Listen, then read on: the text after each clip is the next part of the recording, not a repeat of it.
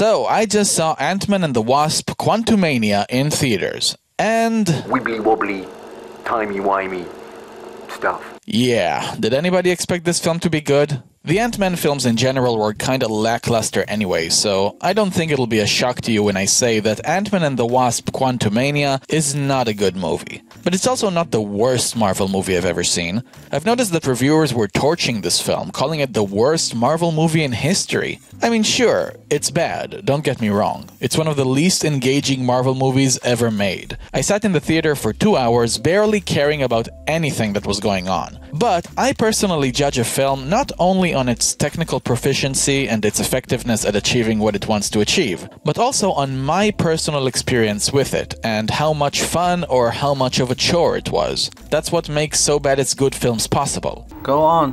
And to me, the viewing experience of Quantumania was okay-ish. Of course it has its flaws, and plenty of them, but there were also some things about it that I enjoyed, and in general I didn't find the film to be too offensive or infuriating. That's a big one for me, especially in these modern, pandering, virtue-signaling times. Maybe that's why the critics hate this film, because it's not as agenda-driven as they want it to be. Who knows? To me, when it comes to the actual filmmaking, I don't see this film being worse than any of the 3 disastrous Marvel movies we got in 2022, so the critics are obviously full of it. It has all the same issues as any other Marvel movie. But hey, at least it doesn't try to incessantly shove a political message down my throat, so if anything, I'd say Quantumania was slightly better than the 2022 MCU movies. Of course, that doesn't make the film good, by any means. It does have a bunch of glaring issues that need to be addressed, even if in the grand scheme of things, the actual viewing experience wasn't that bad. The biggest problem with the film by far is the story. Not that the story was awful or anything, as a whole it was serviceable, I guess. It's just that it has a ton of plot holes, plot conveniences, and a bunch of straight-up dumb shit. Scott's daughter just happens to be a super genius who manages to build a machine that can map out the quantum realm and send signals to it. But for some reason, her doing that opens a portal that sucks them all in. Why does that happen? Who cares? We need to get to the next scene. Janet knows about the danger that lurks in there, but she never tells her family about it. Not before the film starts, and even during the film she just keeps that secret to herself, and her reasons for doing so are so unconvincing, it's ridiculous. Why doesn't she just tell them what's going on? Who cares? We need to get to the next scene. There's a scene where the characters drink this ooze thing that magically allows everybody to understand each other's languages in the quantum realm. Boy, isn't that convenient. No explanation needed there, but forget about everything I just said. I can forgive all of that. What I can't forgive is a thing that happens in the 3rd act regarding ants that I won't spoil. What I will say is that this has got to be one of the worst cases of Deus Ex Machina I've ever seen in any movie. For those who don't know, Deus Ex Machina is when some contrived plot device helps rescue the characters from a seemingly hopeless situation. So in this movie, we got a big, healthy dose of Deus Ant Machina, if you will. It was utterly absurd and hilarious in all the wrong ways. It was terrible. These issues truly are the reasons why this film is bad. As for the rest of the movie, we have a whole sack of mixed bags. But hey, mixed bags mean that there are both bad and good within them, so let's not entirely ignore the good.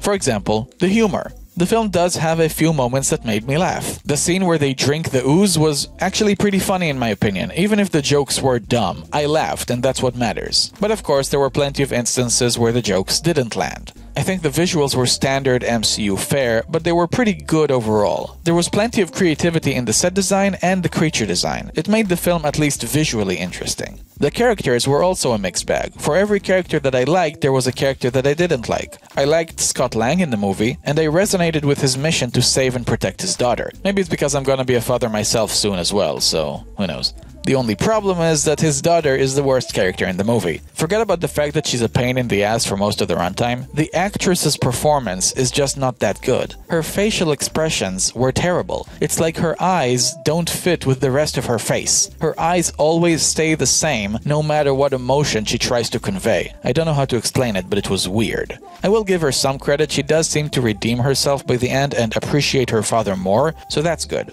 Michael Douglas's Hank Pym seemed bored out of his mind throughout the movie. His delivery screamed, "I'm only here for the paycheck." So did Michelle Pfeiffer as Janet. And what about Evangeline Lilly as Hope? Was she even in the movie? The movie is called Ant-Man and the Wasp, right? Why would you call it that if the Wasp is one of the least memorable, least consequential, and least noticeable characters in the entire movie? It doesn't make any sense. So other than Ant-Man himself, where are the characters that I did like?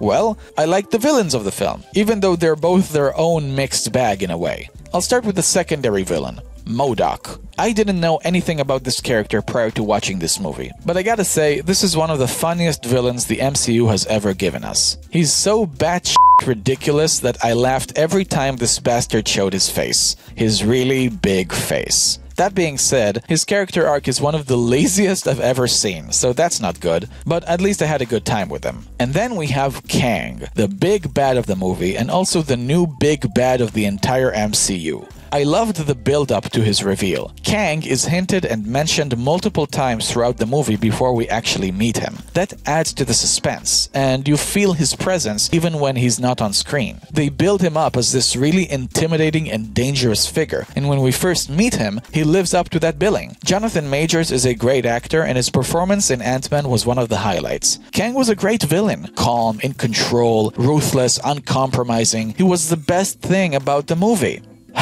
Until the very end, where they almost completely ruin him. His calm demeanor disappears completely, he loses his cool, and he gets beaten way too easily. Well, so much for being intimidating. This is supposed to be the next Thanos. He's supposed to be the big final boss, but he can't even beat Ant-Man? Ant-Man. Talk about a letdown. It'll take some time to fix the damage this film did to his character. Will they even manage to do it? Probably not. I wouldn't count on it. But hey, it was good while it lasted, I guess. At the end of the day, when we calculate the good and the bad, what we have on our hands is a film that's just bland. Neither good nor bad. Nothing praiseworthy, but nothing horribly offensive as well. Just a standard run-of-the-mill superhero movie with nothing unique or interesting about it. That sounds pretty bad, but strangely, that lack of emotional involvement actually helped the viewing experience in a way. It was refreshing to walk out of the theater, and instead of feeling disappointment, frustration, and anger, all I felt was nothing. Awesome! I give the film a 4 out of 10. Thank you so much for watching. If you enjoyed the video, then please hit the like button, it'll help my channel out. And if you want to see more of my videos, then subscribe to my channel so you won't miss a thing. Thank you all very much, and have a good one.